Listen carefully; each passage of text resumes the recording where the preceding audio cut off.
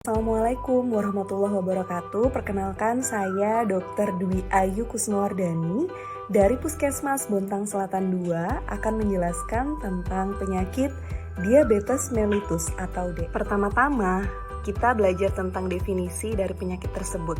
Jadi DM itu merupakan penyakit menahun atau sifatnya kronis karena berlangsung terus-menerus. Karena apa? Diakibatkan dari organ pankreas yang ada dalam tubuh kita gagal untuk memproduksi insulin atau kurang nih hormonnya, sehingga glukosa atau gula darah menjadi meningkat.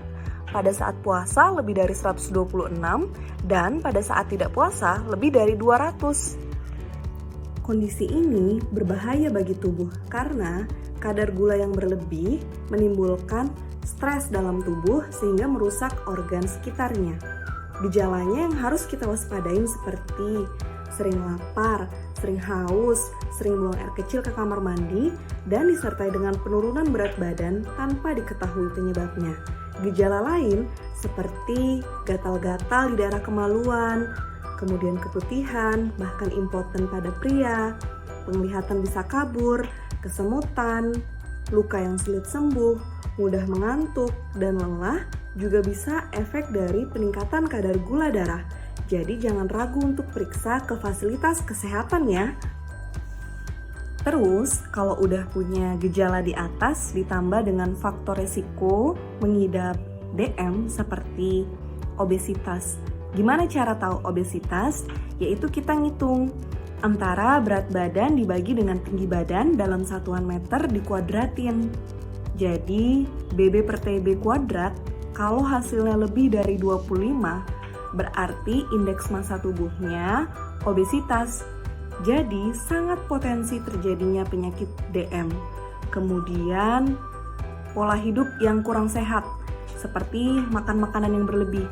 Padahal, batasan setiap hari untuk gula maksimal 4 sendok makan, untuk garam maksimal 1 sendok teh, untuk lemak maksimal 5 sendok makan, dan itu polanya adalah berlangsung terus-menerus.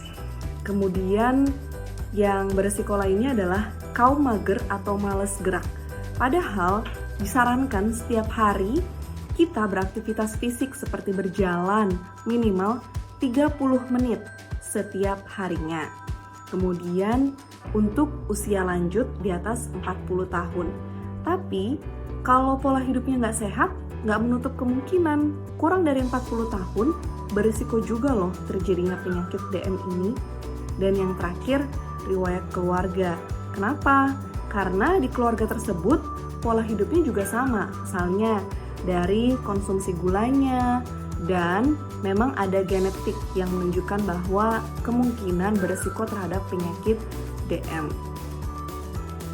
Seperti yang disebutkan di awal bahwa kadar gula yang berlebih akan bersifat merusak bagi jaringan sekitarnya. Termasuk daya tahan tubuhnya juga akan menurun. Hal ini beresiko terhadap adanya infeksi, yaitu infeksi paru yang dikenal sebagai tuberkulosis atau TB. Dalam penelitian menunjukkan bahwa pasien diabetes mellitus atau DM berisiko 2-3 kali lipat lebih tinggi dibandingkan yang tidak memiliki penyakit DM. Seperti poin nomor 1, orang-orang yang berisiko terhadap infeksi TB atau tuberkulosis yaitu penyakit dengan daya tahan tubuh rendah, diantaranya adalah penyakit DM. Kemudian, orang yang aktif merokok juga akan menurunkan kekebalannya, terutama di saluran napas, karena dia akan menimbulkan stres atau kerusakan jaringan lebih besar lagi. Dan selanjutnya, yang obesitas ataupun justru yang kekurangan gizi juga berpengaruh loh. Kenapa sih semuanya penting? Karena dari gizi tersebut, kalau misalnya gizi kurang ataupun gizi lebih, semuanya akan menimbulkan kerusakan atau malfungsi di daya tahan tubuhnya. Jadi balik lagi, kalau daya tahan tubuhnya lemah, pasti akan terinfeksi. Nah, kalau udah terinfeksi, bisa menularkan ke orang lain. Itu yang berbahaya. Saat berbicara, bersin, tertawa, atau batuk, dia akan menimbulkan droplet ataupun cairan yang terpercik berisi dengan kuman TB. Jadi nggak mau dong menularkan orang-orang tersayang di sekitar kita. Oleh karena itu, penting bagi seluruh pasien diabetes memeriksakan dahaknya minimal 1 kali dalam setahun. Dan di Puskesmas Bontang Selatan 2 bisa untuk dilakukan pengecekan dahak dengan menggunakan tes cepat molekuler, dan hasilnya yang diperoleh juga lebih cepat.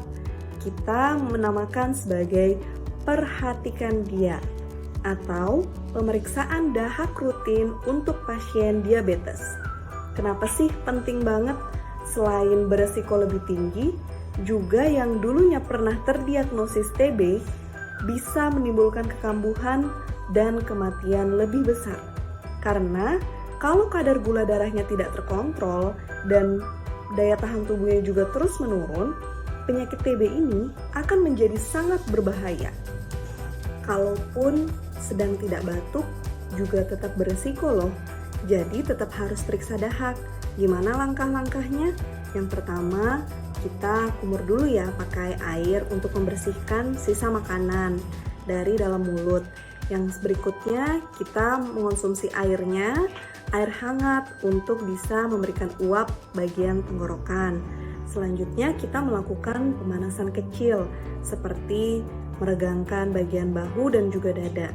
Kemudian tarik nafas yang dalam, dibantu dengan air hangat dulu sebelumnya juga bisa. Dan selanjutnya bisa untuk mengeluarkan dahak pada saat kita menarik nafas dan dari bagian tenggorokan. Jika hasilnya negatif, kita observasi untuk tahun berikutnya. Cek lagi dahaknya minimal 1 kali dalam setahun. Dan lakukan langkah-langkah pencegahannya seperti pengendalian gula darah. Mulai dari perubahan pola hidup, yaitu batasi konsumsi gula, garam, dan lemak. Kemudian atur dengan jadwal makan yang tepat agar tidak memakan cemilan berlebihan, lakukan aktivitas fisik rutin, minum obat teratur, dan cek gula darah minimal 1 kali dalam sebulan pada saat kondisinya puasa. Tapi kalau ada keluhan lain seperti batuk, nyeri dada, jangan takut buat periksa. Kita akan dengan senang untuk membantu. Jadi, mari sama-sama untuk perangi atau kendalikan diabetes dan juga tuberkulosis.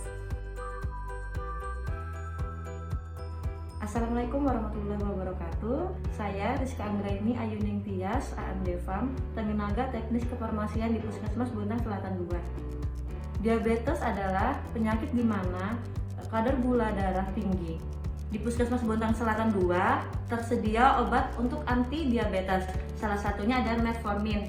Metformin ini fungsinya untuk mengurangi kadar glukosa di hati dan merupakan pilihan pertama sebagian besar kasus DM tipe 2. Cara pakainya, metformin ini bisa dipakai 1 kali sehari 1 tablet atau 2 kali sehari 1 tablet dan 3 kali sehari 1 tablet. Efek samping dari metformin ini bisa tukar lambung atau mah dan diare atau mencret. Tapi jangan khawatir karena efek samping ini bisa kita atasi. Jadi sebelum minum metformin itu kita makan dulu untuk mengurangi terjadinya tukar lambung dan untuk terjadinya diare. Obat yang tersedia berikutnya adalah glimepirid dan glibenclamid. Dari kedua obat ini fungsinya yaitu untuk meningkatkan hormon insulin yang ada di sel beta pankreas, sehingga hormon insulin akan mengubah glukosa atau gula menjadi energi. Obat ini diminumnya 1 kali sehari sebelum makan pagi. Karena waktu parunya yang panjang, sehingga habis minum obat ini harus langsung makan sesuai dengan porsi seperti biasanya. Karena obat ini efek sampingnya bisa menyebabkan hipoglikemi atau menurunnya secara drastis gula darah. Jadi, pasien dengan penyakit diabetes harus rutin mengkonsumsi obat anti diabetes. Karena kalau tidak meminum secara rutin atau berhenti, obat tersebut akan tidak berefek kembali kepada tubuhnya, sehingga efek sampingnya bisa terjadinya peningkatan kadar gula darah pada pasien tersebut, atau bisa jadi obatnya akan dikombinasikan dengan obat yang lain sehingga yang dikonsumsi akan banyak, dan jika paling parahnya akan diganti dengan insulin.